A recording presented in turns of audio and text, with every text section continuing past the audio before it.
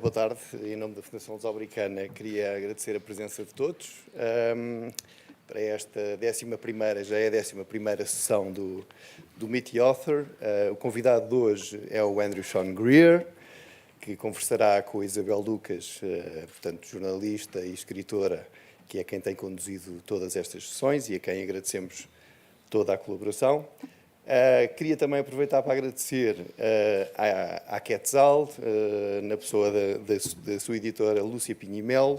Para quem não sabe, a Quetzal é editora em Portugal alguns dos livros do Andrew e, portanto, que nos últimos anos tem publicado os livros dele. Por último, queria também agradecer a presença da livraria Indi Cascais, que estão lá fora à entrada da sala com livros em português e em inglês disponíveis para venda. E pronto, e desejar uma boa sessão para todos, espero que gostem. Now, just a few words in English. I would like to thank you all for being here. This is the 11th session of Meet the Author. Today our invitee is Sean Greer, who will speak with Isabel Lucas, a journalist and a writer who has been with us since the early beginning of this program. I also take this opportunity to thank Quetzal, Lúcia Pinho e Melo, the editor, who Quetzal has been publishing the books of Andrew here in Portugal. And I also would like to thank the bookshop Indi Cascais, who is outside. They have several books in English and in Portuguese available to sell. And so I wish you all a good session. I hope you like it. Thank you. Obrigada, Rui. Boa tarde. Good evening. It's a pleasure being here with Sean Greer. Just a little presentation. When Less, we start about the book. When Less was published in 2017, it was called a romantic comedy. A man goes on a trip around the world to avoid having to deal with his ex-boyfriend's wedding. The man on the run was Arthur Less. He was a writer, a white man, a gay, from, let's say, a rather adventurous state, Delaware. I don't know. We can talk about Delaware. It's a very American joke, yeah.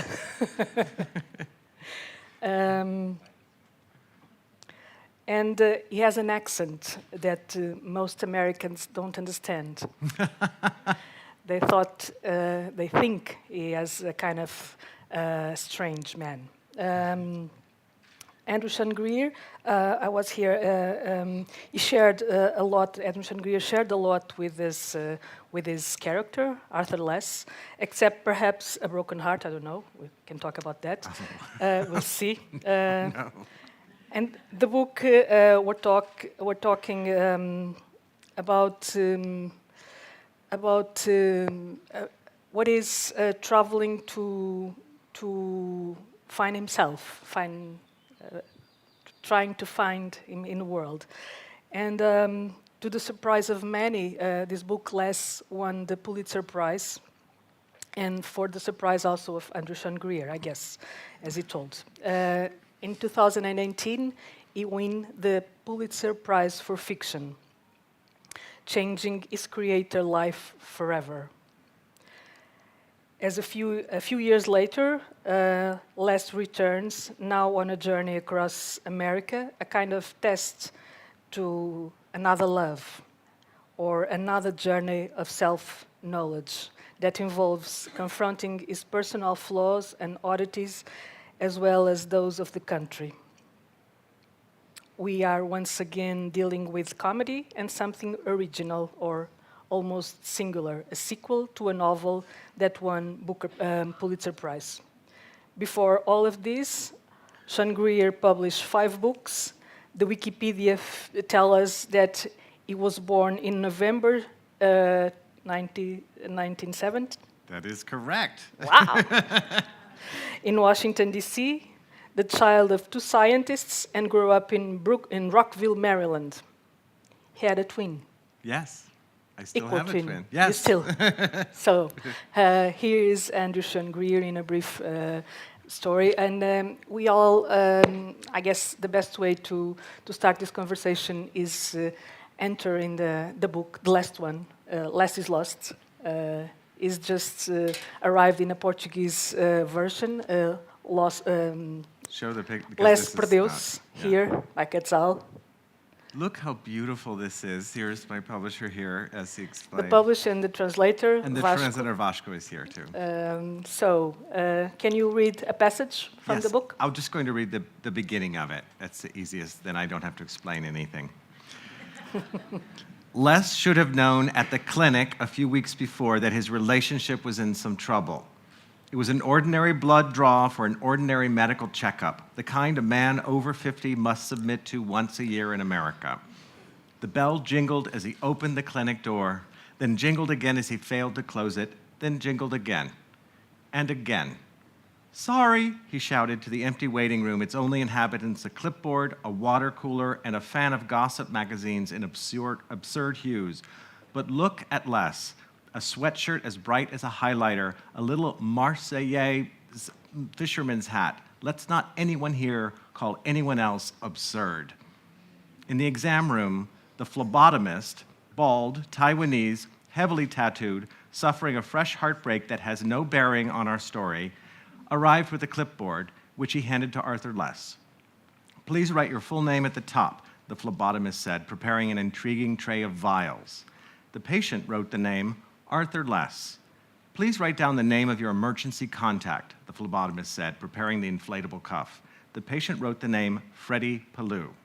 "Please write down the nature of your relationship," the phlebotomist said. The patient looked up in surprise. Our lovelorn phlebotomist glanced at the questionnaire and replaced the blood pressure cuff with its kelp-like tubing and bulb on a tray beside him. Such a device is called, by the way, a manometer. "The nature of your relationship, Mr. Less," he said brusquely. "It's a tough question," said the patient. Pausing for a moment, misunderstanding the universe, he finally wrote, "Uncertain." This clumsiness of the heart also became apparent on a certain California road trip. Les was equipped only with his lover, an old Saab, and some hastily purchased camping equipment consisting of 2 intra-zipping sleeping bags and a large nylon disc. This disc of Swiss manufacture unfolded into a tent whose vast interior defied belief. Les was fascinated by its pockets, air vents, rain flies, its stitching, netting, and circular Guggenheim ceiling. But like the Swiss, it was neutral. It did not love him back. Sure of his infallibility, I told a Swiss joke, and here's a Swiss person here. Sure of his infallibility, he unzipped the insect mesh and let in a rowdy bachelorette party of mosquitoes that raided the human open bar. He even zipped the sleeping bags to the ceiling. And on the final day, when a wild downpour arrived at lunchtime, it was decided that while the tent could be trusted, Les himself could not. A hotel must be booked. The nearest was something called the Hotel d'Amour. This turned out to be a cream-colored cake in a rain-drenched forest decorated inside with white roses and gilt furniture, and the desk clerk greeted them with surprise and delight. There were no guests at that hotel due to the last-minute cancellation of a wedding. "We've got a rose altar and a priest and a wedding dinner and cake and champagne and a DJ and everything." She sighed, and her fellow staff members looked upon their new guests expectantly. Doves within a cage cooed romantically. The stout priest, her vestments dark with rain, smiled hopefully. A string quartet was playing Anything Goes. Outside, the storm shut the door and blocked the escape. It seemed there was no dodging destiny. "What do you think?" I said to Arthur Less. "That's me. I am Freddie Pallou. I am the emergency contact." Thank you.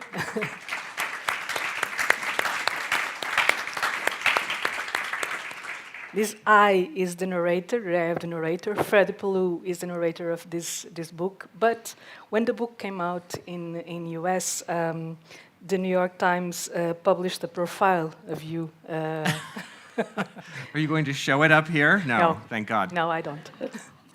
But in that profile, is there a little provocation? And they say if less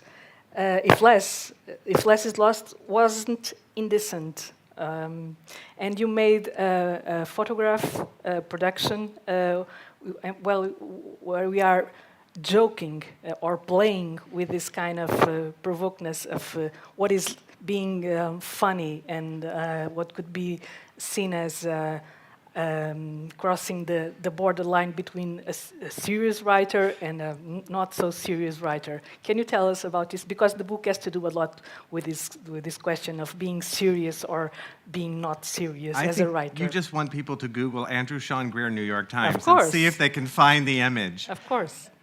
It's not only one image. It's not only one image. There's probably more to it than you think, which was that I did the interview and they said, can we send a photographer? And I said, I'm sorry, I'm going to a festival called Burning Man. Can you do it when I come back? And they said, sure, or we might send a photographer to visit you at Burning Man, which is what they did. They found me on day 9 of Burning Man. It's very hard to find people there. And we found there was a camp that had a wedding chapel with wedding dresses. And so we put me in a wedding dress and some red and blue fabric that we found some strangers to hold. And I was in a Wild West saloon in one of the pictures with it all around me. And we took photographs. And when I got back home, I thought, was this a bad idea? You know? What do you think? I'm supposed to be an important American writer and I'm in a wedding dress? And so I wanted to call them and say, can we take a normal photograph? And I told my friend about this, and he said, it's too late. You know, it's like saying to Wonder Woman, we have some pictures of you in your gold bra. We hear you also have a day job as a secretary. We'd like some pictures of that. No, they're going to use the gold bra. So it was too late. They ran with it, and I was very happy. Oh. It was the right decision because it expresses a kind of, it looks joyous when I look at it. Let's talk about that word, joy, because in a recent conversation that we had, you told me that you wanted to write a novel about joy. When a writer says that, it always has to deal with some, because joy is not it's an underrated word, I guess, in literary terms. How does that idea came to you to write a novel about joy? And can you define the joy in this case? It's so hard. Well, I have a student who is a good friend of mine, and we would go and drink beer and argue about literature, the best, right? And he said, you cannot write a book about joy because it goes nowhere. There's no movement. And I said, you can write a book about anything. There's no rules. It must be possible. So we made a bet, and I won the bet. And the way I wanted to do it because I needed to write a book about joy. And I think joy is difficult because it's not something you can make happen. You have to be seized by joy. You know, not every wedding makes you cry. You have to really, a little bit of luck is involved. And so I thought, I will make the book not because something joyous happens in it. I will try to make, and my poor translator will understand this, I will try to make every sentence full of sort of interest and fun and playfulness so that you will feel a joy of the language. And I will try to do descriptions of everything that feel alive and vibrant. And there will be a joy of being alive in the sentence level. Mm-hmm. And then I'll also throw in a surprise at the end that will make people cry. Always as a tragedy present. Tragedy is always being around. But let's talk about Less. How did Less came to you in the first time? I was writing a different book. I was writing a contemporary version of Colette's novel Chérie. And do you know it? Yeah. It's a movie. It's a terrible movie with Michelle Pfeiffer. But the book is good. The book is good. Yeah. I mean, it's very perfumed and romantic, but I thought, oh, I'll write like a gay version of Cherie, which is already very gay. I have to say, it's too much. It's like, how about if Barbra Streisand had a gay album, you know? So I was writing this, and I was making it too serious. I was taking the main character. I thought I will have a middle-aged gay man. I was at the time 46 or so when I wrote it, and so I thought, oh, 50s, so far away, and so old. And I wrote it, and it seemed too serious and too full of self-pity, and I hated it. I hated the main character. And one day I was swimming in the San Francisco Bay, which I do every morning with my best friend. In the winter also? Hmm? On the winter also? Also in the winter. Okay. Yeah, it's very cold. It's very cold. You have to go every day or you will faint. Okay. Yeah, yeah. I have fainted. And we always talk about books while we're swimming. We swim very slowly, breaststroke. And I suddenly just had the idea, I don't know what to do with this book. Why don't I turn it upside down? I'll make fun of him. And I thought, well, I don't want to make fun of a character. That sounds cruel. And I thought, I'll make fun of myself. I'll make him more like me. I'll use everything in my life and the things I know as a writer. I'll make him a writer, and then no one will ever read this book. So it doesn't matter. So I put my most embarrassing, humiliating experiences into the book, and then a lot of people read it. And you won the Pulitzer. And I won the Pulitzer for it, yes. Yeah. And everything changed in your life? Yes. Yes. Like what? I left Like everything? Like everything. Things I did not expect. Here I am in front of you. You know, and now it is. You were cleaning dogs? I was working in Florence for an elderly baronessa at a writer's residency. Of course I was. Normal job to have. Yeah. And I decided that her pugs had to wear diapers because Margaret Atwood was coming to visit, and I didn't want the dogs pooping on the dining room floor. So I was training the dogs to wear diapers when my boyfriend told me that I had won the Pulitzer Prize. But you didn't believe in your boyfriend? I did not believe him. And then I looked at my phone. You don't always look at your phone in the Tuscan wilderness. And of course I had a million messages, but they were all dancing lady, fireworks, not helpful information. So I called a friend of mine, a writer, Michael Chabon, who won the Pulitzer Prize years before. He's published here, the Adventures of Chevalier. Yes. Cavalier and... A masterpiece. Yeah, masterpiece, yes. And he said, do you not know? And I said, what is going on? He said, am I the first one to tell you? It was a really lovely moment for the two of us, yeah. And he told you something that changed also the way you look at the prize, because... Yeah. He said, there is no bad part of this. It's only good news. And now you can write anything you want. And the next person I called was Michael Cunningham, who also won the Pulitzer Prize. And he said, my advice to you, Andy, is not to waste any time doubting if you deserve it, which I had not thought about yet. Thank you, Michael. Didn't I? Yeah, so then I was like, do I deserve it? Actually, I have not wasted time because I thought, clearly I don't deserve it, but it's not my problem, you know?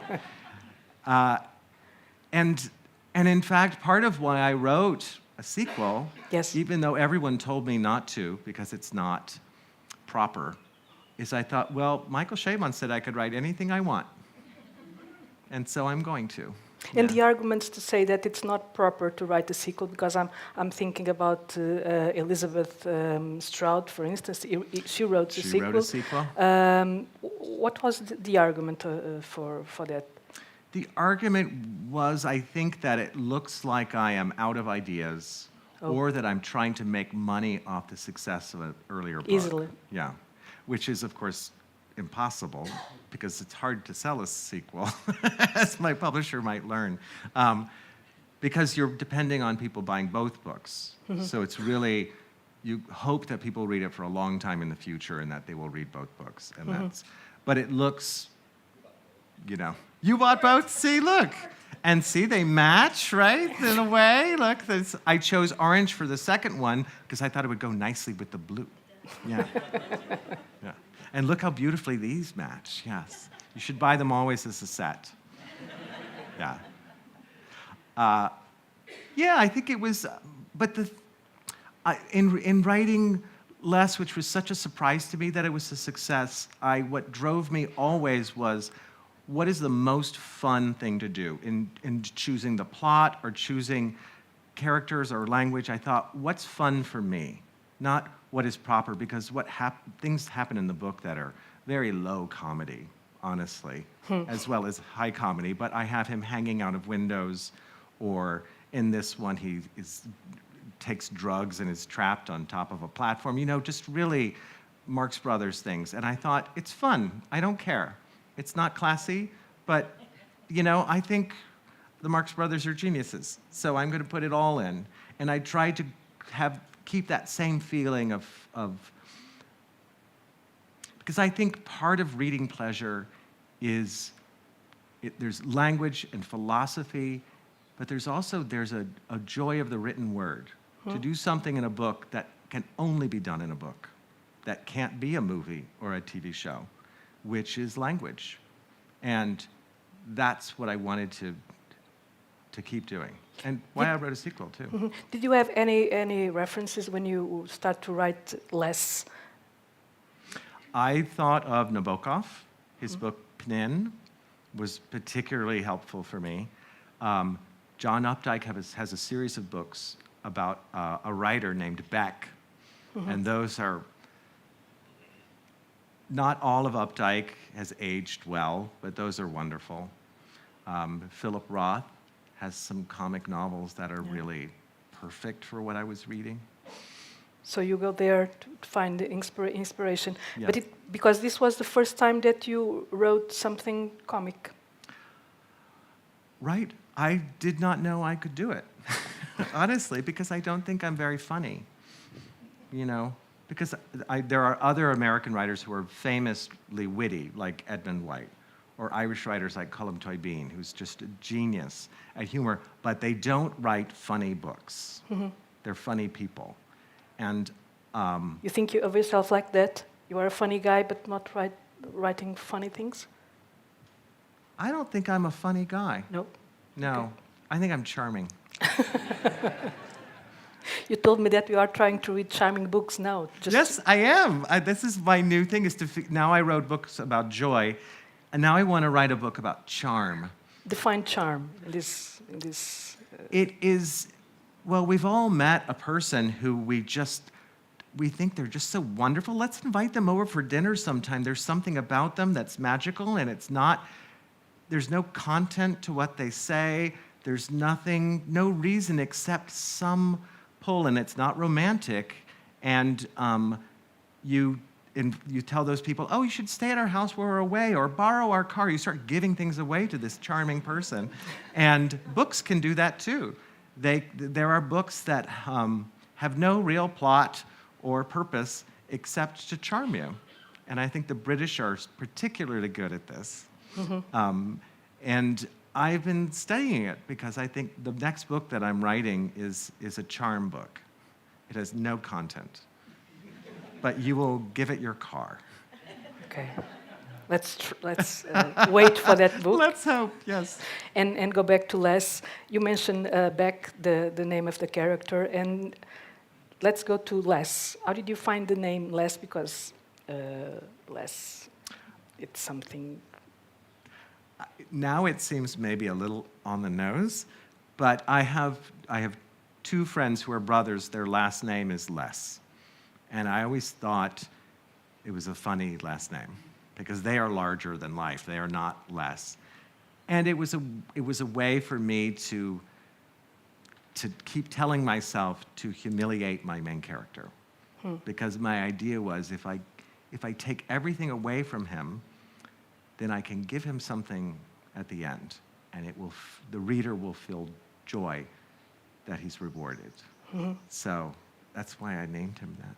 And the name is also took us also to that kind of paradox that is dealing with comicity, but also tragedy. Les in this book is traveling in America, in deep South America, and is dealing with himself also, while he's dealing with that kind of world that he didn't know very well. Tell me, you made that trip also, I guess, before the book.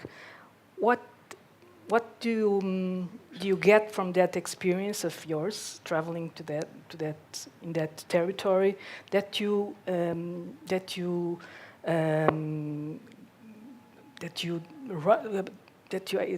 word is not.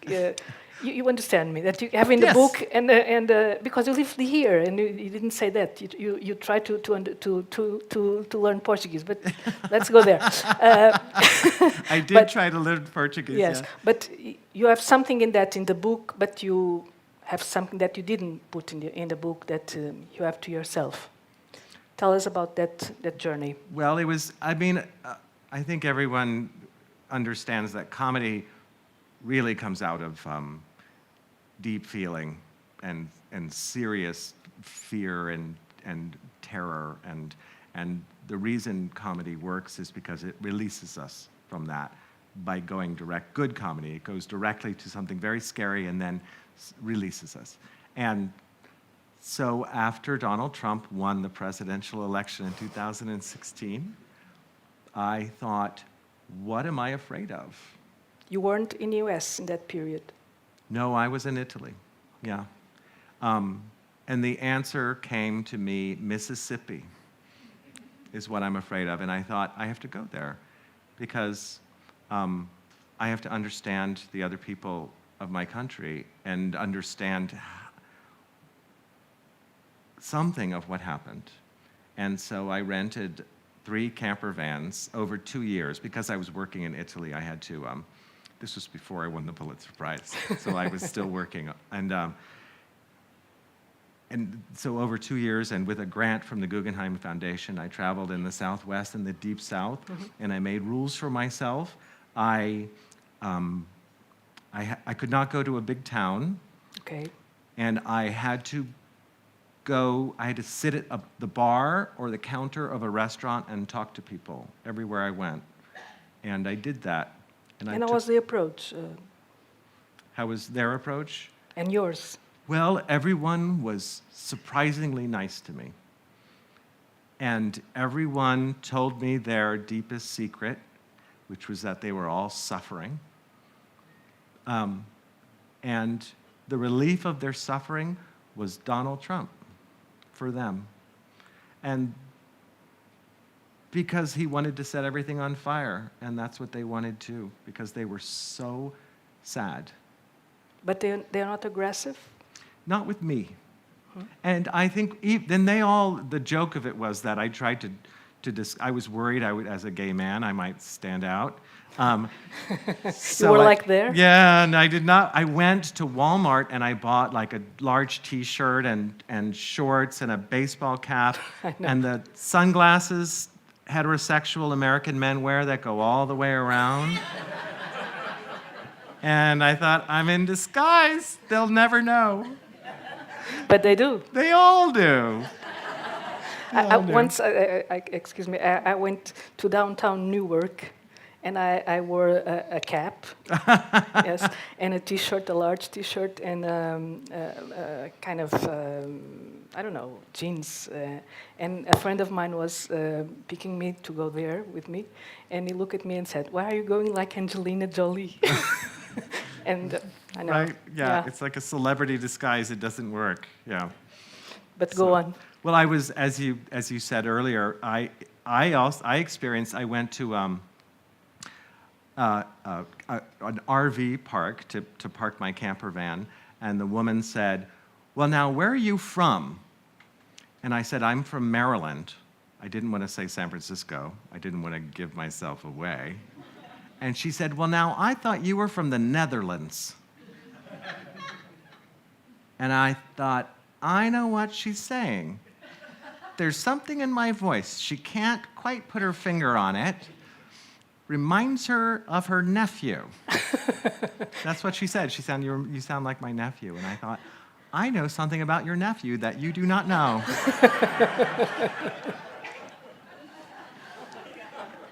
So, like everything, most things in my days were not funny, but something like that I had to write down. And then it becomes funny when you multiply it. So in the book, everyone thinks he's from the Netherlands. Code for, they don't know that they hear that he's gay. They don't know that's what it is they're hearing, but they know something. So that's the joke. And it also helps me to talk about feeling like a foreigner in your own country, because that is, a lot of us feel that way. And did you feel that you learned something about that America that you didn't know at all? Well, I felt empathy in a strange way. And people were so welcoming, it was very hard to be hateful towards them. But it was painful, I have to say. And those things are not in the book. And people would tell me their life stories. I didn't put any of them in the book. They were all the same story. They had children too young. There was everyone's life story, and there was a policeman who stopped me. I ran a stop sign in Arizona, and he searched my van for drugs. He asked me if I was on LSD. It was crazy. And I said, why did you become a police officer? And he said, I had a kid too young, and I didn't ever get to travel like I wanted to, and I always regret it.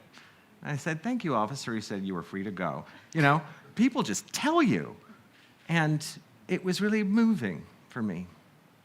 And I thought, these are the very states that are banning abortion, who restrict birth control. These are the exact places. This is specifically causing the pain that makes people vote for the people causing the pain. It was very hard to look at. Another thing that is serious here also, but it's that Les is getting old, is living with aging, as we are. As we all are. Yeah. But you say something that it's the first time, your generation is the first generation of gay people that are dealing with that, getting old, because the generation before have to deal with a pandemic, have to deal with very complicated problems. You bring this subject here, and we have to deal with that in a kind of comic way, but also a tragic way. Again, the paradox is always here, and as you are writing. Can you talk a little about this, this decision? It's part of what made me interested in writing and making the structure of Less, which is that I thought it's interesting to be turning 50 as a gay man, and I thought we don't know how to grow old, because most of the men older than us died when they were very young. And so we don't see gay men getting old, and there's no one older than them because everyone was in the closet. Now, of course, I have friends in their 70s, but vast number of men died very young. And so we're suddenly not young anymore, and we don't know what we're supposed to do, and I think it's sort of funny, even though it's the saddest thing I can think of. So in Less, I did it in one sentence, which was, Arthur Less is the first homosexual ever to grow old. Which is funny because the word homosexual is so funny, And I think that's an example of just choosing some language, and it's over the top. It shows how narcissistically obsessed he is. Of course, we've watched other men grow old. It's not impossible. But it was just thinking about like our particular generation and what's a challenge to us. I talk with my friends about it all the time because there's a generation, most men my age are bears, which is, some people know what that is. And? It's not me. It's not Yes, not a bear. Yeah, but maybe my twin brother is kind of a bear. Oh, yeah? And how is your relation? With my brother, Yes. we're best friends. I like men and he likes women, but otherwise we're exactly the same. He's a writer? No. He's not. He did go to school for writing, but he's in technology, Okay. so he's rich. And his wife is Portuguese. Yeah, she took this photograph. She always takes my author photos because I want money to go to her. She doesn't need money, but she's Portuguese. She comes here all the time. And why did your brother decided to go to technology, or most of that? Why did you decide to be a writer? It was a decision, or it was something that you just... I think because I am incredibly naive. And when people told me when I was young, follow your dreams, I believed them. I didn't realize none of them did, you know? No one actually does that, you know? That's crazy. But so I did, and I thought I'm going to be a novelist. And the key to being a novelist is to be terrible at everything else, is to fail, be fired from every job until your only thing you can do is write novels as fast as you can. And my brother is good at something else. He was a programming and code in the 90s, and so that became his career. But I was not programming and code. But you have a job here in Portugal. It was your first job? It was my first job after college, yes. I came here right after university because a Portuguese friend was coming back to Lisbon. This was 1992. And I got a job as an English teacher at Frito-Lay. And? And I was terrible at that, too. I did learn some Portuguese. I learned a drinking song, which is how I would charm people in bars. Do you remember the song? Well, it turns out it's not a drinking song. It's a children's song. It's like say duas elefantes. It's like counting elephants. Kind of. Someone know? Yeah. I don't know that song. They taught it to me as a drinking song, so I would sing it in bars. But it's a children's song, so I don't remember it anymore. Someone. But you tried to learn Portuguese here, and you tried to stay here, but it didn't work well. I tried to stay here. I really loved it. It was my first time living abroad, living in a foreign culture and language, and Lisbon was not a place where everyone spoke English. They spoke French for some reason. For some reason. You know, it was before the euro, it was the scudo, you know, everything was exciting for me, but also really hard. And the reason I left was because my friend, who was my roommate, went to jail. We were in a gay club, and suddenly police swarmed the club and took him away and took him to jail, and I never saw him again. Did you ever wrote about that?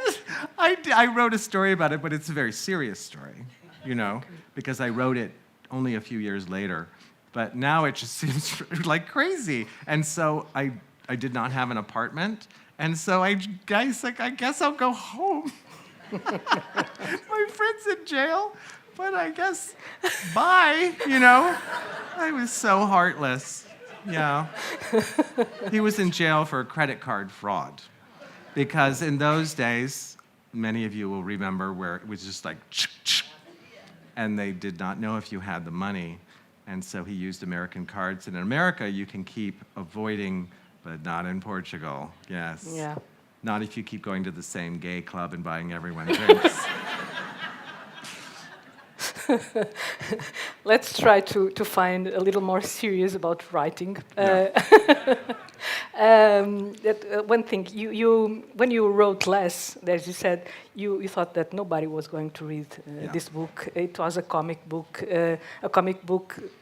doesn't win usually the Pulitzer Prize. The gay writers used to be in a shelf in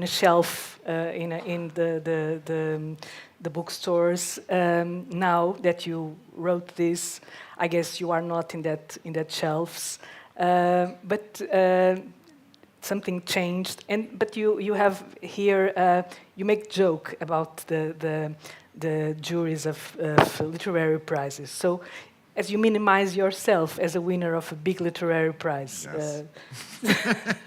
Again, I'm making fun of myself, and Less is lost because I understand that the prize process is chaos and is not a holy process where you choose the best book, but something that happens with the committee, and it's crazy.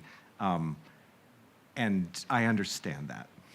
I don't know how I won that prize. I have never asked the judges, and I don't care. But you read the mention, the honor that told you that you are a very great writer, and this book is very different. And what do you think about when you made that satire of a literary world? What is your intention? It's to joke with that, to not make yourself very, very important or give yourself a status that is something that very, very much writers want to show a status. What is that? One of the best things about winning this prize was that I don't think about status anymore. No. You know? Because I have it. That's what status means. I don't have to talk to the most important person in the room at all. I can just talk to anyone like a normal. I'm not trying to find my way to fame. And before that, you did that? I was bad at it. But I did. I would try. I lived in New York City, and I would try to go to parties and talk to important. And give cards. And I had cards, yes, and I would dress up, and I was not good at it, you know. And I don't ever have to do it again. I mean, yes, I will. Let's not pretend it's all over. But so I understand what nonsense it is, and it always was. You know, I should not have worried so much about being nobody, because actually most writers don't care about that. Mm-hmm. They just want to be friends with someone who understands them and is a good writer. I remember when I met Zadie Smith, I was so intimidated by her. She's intimidating. She's intimidating, but she was 26 when I met her, and she was scared. And we became friends just because I was normal to her. She was having a very strange life. And I'll always remember that. She was not interested in status. She was interested in having some real people around her, because it was a very strange experience. Yeah, but she's a brilliant person, you know, and intimidating. She's a genius. Why do you think she's a genius? What is a genius in writing? Well, I think because she is something that does not exist in America, really, but does exist in Europe, which is a person of letters, someone who writes criticism, art criticism, book criticism, writes plays and short stories and essays and novels, and is a full intellectual being. And she definitely is that. And I really admire that. I cannot do that. Her mind can go so many different places. And she's a lovely, charming person and a great beauty, and I think that's all very impressive. What writers do you read in America now? You mean, do Americans read? Yes. Or me? You. Me? Well, I read... You as a reader. Well, I read differently when I'm deep in a book and when I'm just between books. So when I am deep in a book, I read books that help me with that particular project, that are similar to it or teach me something. So I'm reading a lot of British charming novels. Charming, again. But other than that, I try to read. I really try to read books in translation. My friend Daniel is very good at finding them for me. There's a great bookstore in London where they have sections by country, and it has travel guides and memoirs and novels all by that country. And I went through there a few weeks ago and picked out books I'd never heard of that we don't have in the United States. And just to refresh my idea about what literature can do, because if I only read American fiction, it's a very limited way to write, because you forget there's other ways to tell a story. So you are always reading to feed your writing? Yes, I'm trying to find new ways to tell a story, because I'm trying to find solutions to the problems in my book. And so I'm constantly picking up books and looking for them. And you mentioned the puns in your novels, and we have here My the poor translator could not. How could he translate a pun? Sometimes, yeah. You can give some examples. I don't know if you can do some examples about what was more difficult to translate in the book. The puns were really difficult, and that whole idea of the joy of writing and sentence-wise, and that kind of, it's difficult to transpose to another language and be true to it. So I would say those were the two main things. Oh, yeah. But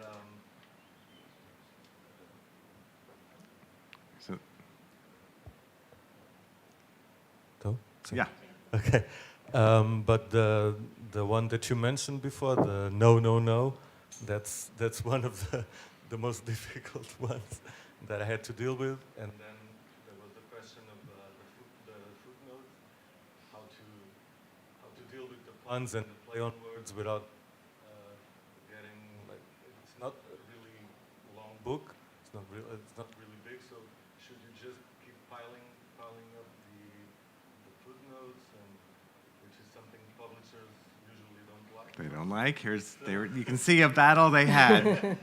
So I think it's probably the book that I've translated that has more footnotes, which is kind of strange in terms of its length. But, Yeah, there's not so many. I don't. Can you give us an example of that no? What result in? I had to explain. Or try to explain what was happening in the original, but I can't really remember how I kind of made sense of it in Portuguese. But even in terms of his name, Less.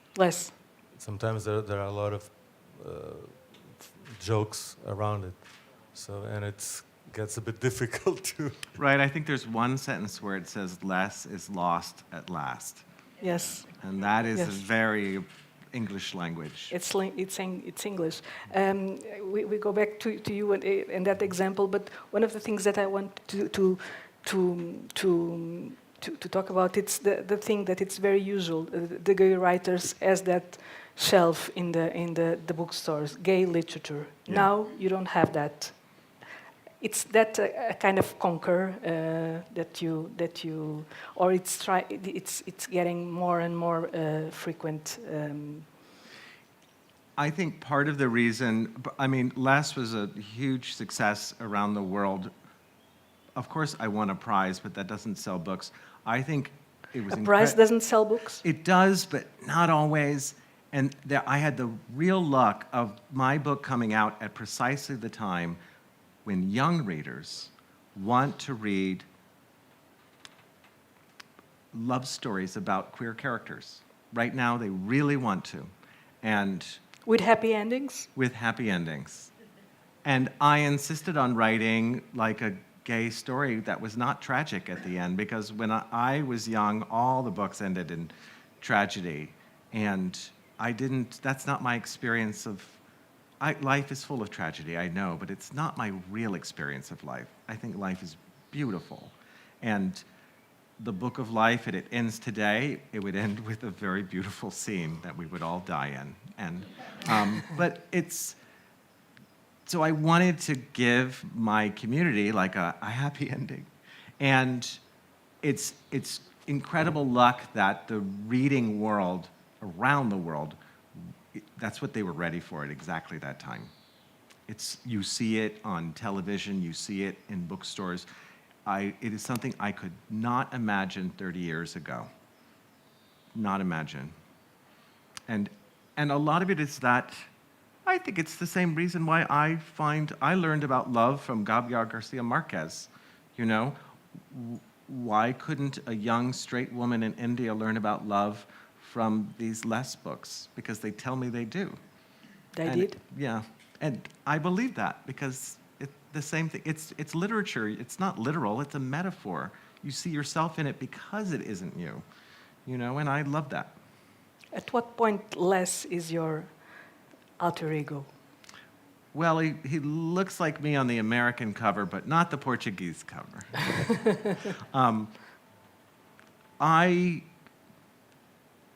I gave him the worst parts of my life and the best parts of my personality. And so he's not me, because I exist mostly in the middle of those things. But and because I think of him as a hopeful innocent. I think, like, I end with scenes where there's hurricanes approaching him and he's worried, but I know things will turn out okay, and he does too, because I know that as a character, he wakes up every morning and says, yesterday was terrible, I'm sure it will be better today. And I think that's lovable, because I'm really the narrator. I'm Freddie. That's who I identify with. And I write these books as sort of love letters to this other character who is also me. Mm-hmm. You know, You keep a distance from yeah, Less. That is a person who's not sure he's worthy of love. And so I am the narrator who says, you are totally ridiculous, and I will reveal everything, and yet you are still worthy of love. And now we are going to open to the audience, questions. They always take a moment. Okay. Yeah. Hi, I'm Stephen. Hi, Stephen. I really enjoyed your talk. In fact, you remind me of the book. Some writers I've seen and they're being very cool or whatever, but you just reminded me of the book that I read. But what I want to ask is, I've always been interested in the creative process of a writer or an artist. So, in other words, how do you do it? You get up in the morning. Are you one of these people like Francis Bacon used to get up at sort of 4 o'clock in the morning, paint till lunchtime, and then go out and get absolutely pissed and whatever? Or is it a very serious, hard-working thing? That sounds serious and hardworking in its own way. Or Graham Greene, who he would write 2 pages before noon and have his first martini. It sounds very appealing. Yeah. But every single day, yeah. I have to say that Isabel's position is very difficult, because I have been in her position, and all she really wants to ask is how. Yeah. That's what you want to ask of any creative person, is how, and the answer is, I don't know. That's the real thing. So I can tell you the details, but it's what I always want to, when I talk to painters, I say, tell me everything that happened today, and I will try to figure out where the creative thing happened. And they tell you, and you can't see it. It's like in a quantum physics. You know, you're looking for it, makes it disappear. But I get up these days at 6:30 in the morning, and I don't read the news.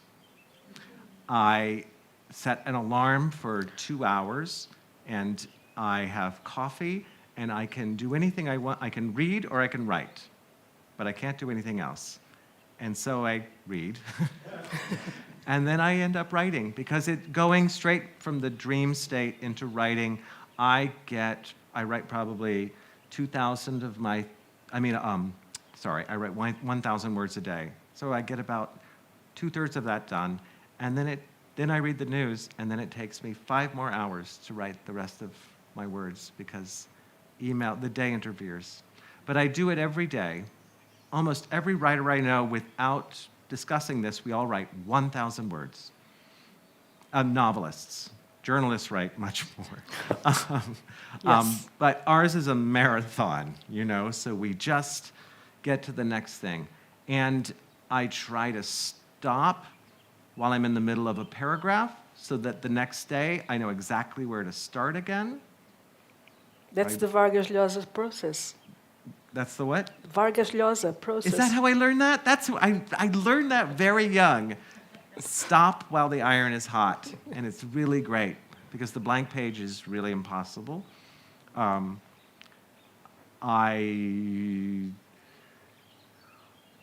it does get bad, I get a bottle of wine. There was Less is Lost. I went away to a writer's retreat, and I sat there for 4 days, unable to start writing.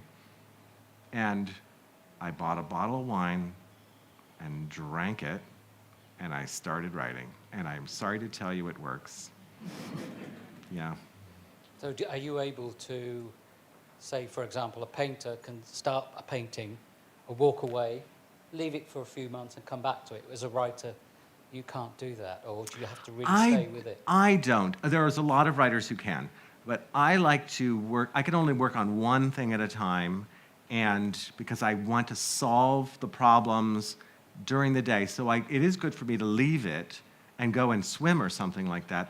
That's part of working because it's meditative, and I solve problems when I swim or if I go running. Going to the gym does not solve problems, unfortunately. It has to be something really repetitive. So yeah, I'm not able to walk away like a painter and come back. But there are people who do. It's just my way of doing it. Yeah. Thank you. Yeah, you're welcome. I'm glad I'm not cold and Maybe you can tell us how do you solve that? The no. Yes. Oh, here's the microphone.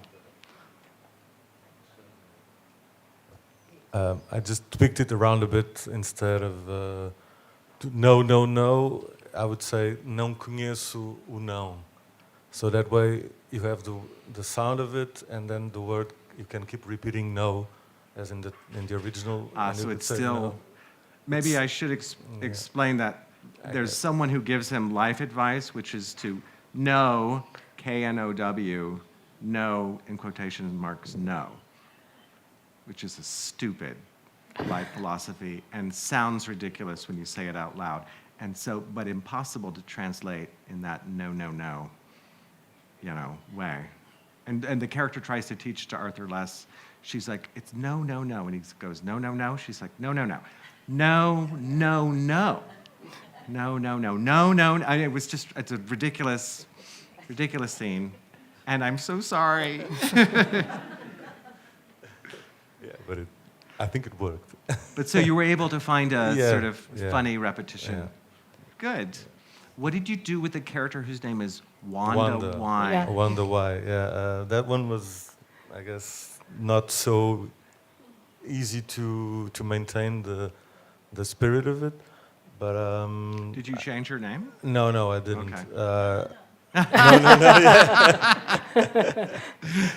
I know I wrote a footnote about it, but yeah, but it's.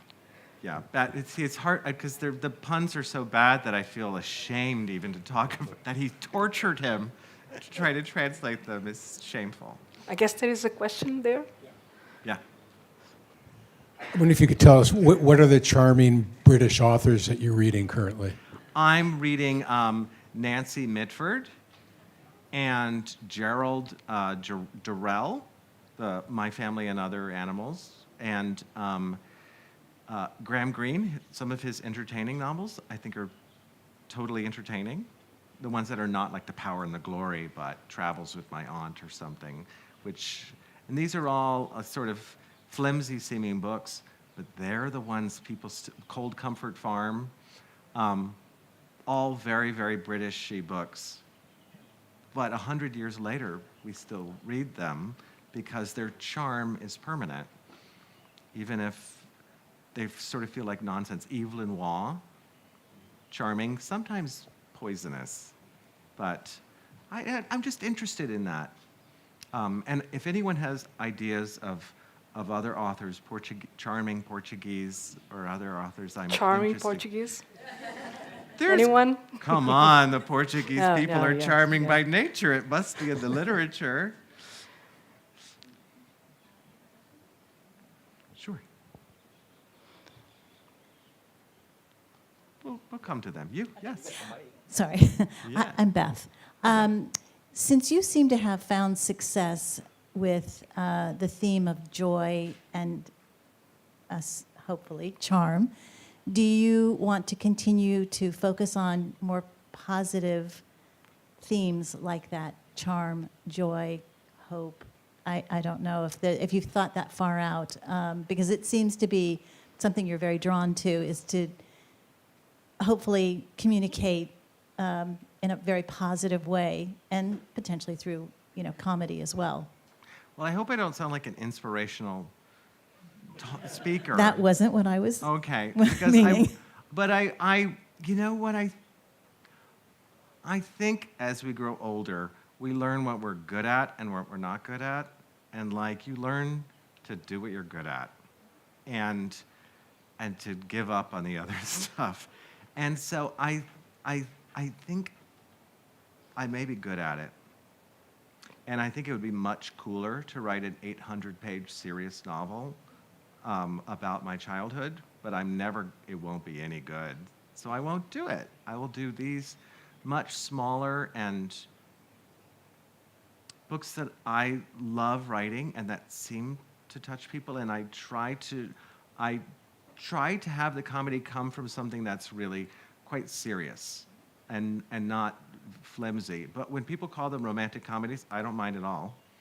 I didn't want to give the impression that it would be frivolous. Oh, no. It's I just wanted to know if it was something that you felt drawn to, and if there was an opportunity in the literary sort of universe for this to really take hold. I hope so. I mean, I think there aren't a lot of writers I know who are doing literary comic. I mean, I think there are in history, but there's not that many. It's hard to name them. I think I named them all to you right now. But it starts with Cervantes, and he sort of invented everything I needed to know for writing literature, and I'm going to go with that. Yeah, I'm going to keep doing it. I enjoy it. Yeah. Were there people back in the middle there? There was, okay. One more question, I guess. No? Yeah. Okay. Hi. Thank you. I loved Less. I also listened to it in audio Oh. with my mother as she died of cancer, and it brought her so much joy, and so I just want to say thank you. If I understood you correctly, part of the genesis was fear over Trump's first election and going to the Deep South. Is there a way that your Charm project is related to present fears? That's a good question. My present project, I live in Italy right now, so it's about a comedy about an American in Italy, of all things. But I've set it in 2002. I've done all these things to fictionalize it for myself. And I'm in the middle of it, so I don't know if I have an answer for you because I don't know yet. Only when I get to the end of writing the first draft will I realize what the book really is, and then I have to rewrite it from the beginning, which is fine. It's the job. But I'm certainly full of fears, and I'm struggling with, which you struggle with too, with being an American who doesn't live in the United States, and our narcissistic, parochial attitude in the world, and what we're missing, how blind we are to other cultures, other ways of being, and how ridiculous we are. And I think it's part of my way of dealing with this disaster we are heading towards, and try to imagine not living there and it not being my fault. But it will be my fault. I need to write some postcards right away. I'm sure that'll change everything. Yeah. Thank you. Hi. My name is Camila, and I would like to ask you, and also the translator Vasco, how did you translate the word joy? Because in Portuguese, depending on the situation we use it, it means happiness, a state of happiness. It means a certain naiveness. It means not being worried about a thing. And it can also mean doing something out of pleasure. What was the translation for the word joy that Vasco did? And do you think all of these come together and make sense? I don't know if I even use the word joy. I don't know. But you can tell us right now what you would use. I would say it's a bit of a mixture of all those things, but prazer, I think, is the one that would come to mind faster, I guess. Thank you. Yeah.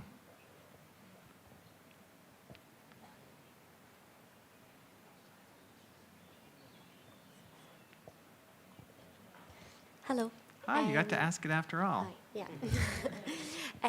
I was just wondering, in the context of having a passion such as writing and hobby when you were younger, bringing that through to a career, and then having that career reach a level of success that would be quite globally renowned, were there any challenges or disappointments or anything within your own personal journey as you were going through that?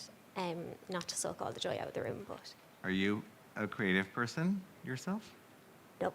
Okay. Yes, there were. And I would say the lowest I have ever been was right while I was starting to write Less.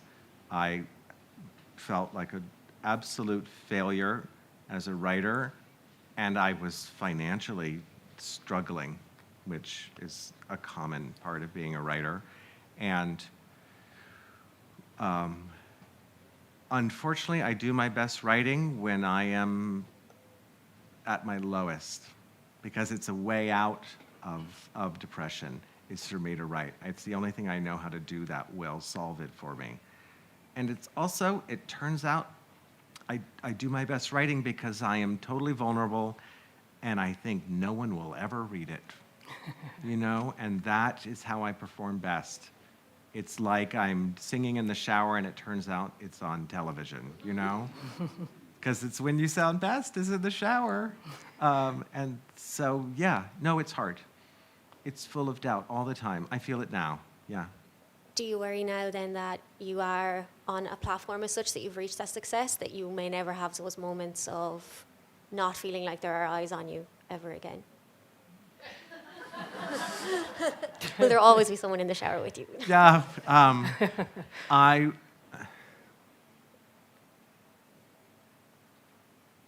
I think I have probably already passed my peak of success. And I have to enjoy that fact, that we all can't be up there forever.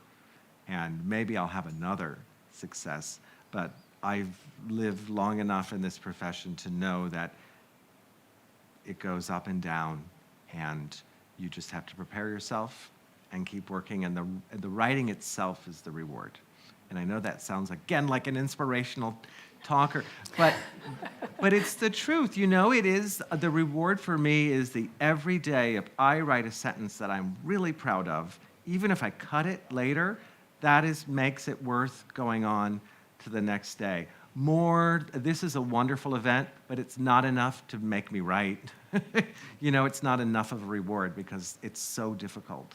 But the reward happens, whatever the drug I get from doing that writing that day, the drug that athletes get when they do their daily routines that make them pros, whatever my parents get as scientists, that's what keeps me going. So that will sustain me when I go down again, yeah.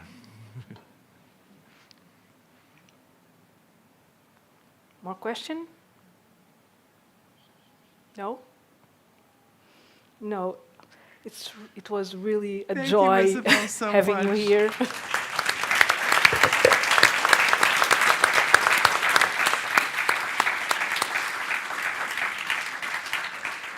Thank you all, and I'm going to sign, maybe it's outside. Outside. He's Won't going that to be sign nice? books outside. It's a nice weather, Yeah. so All right, thank you all. much.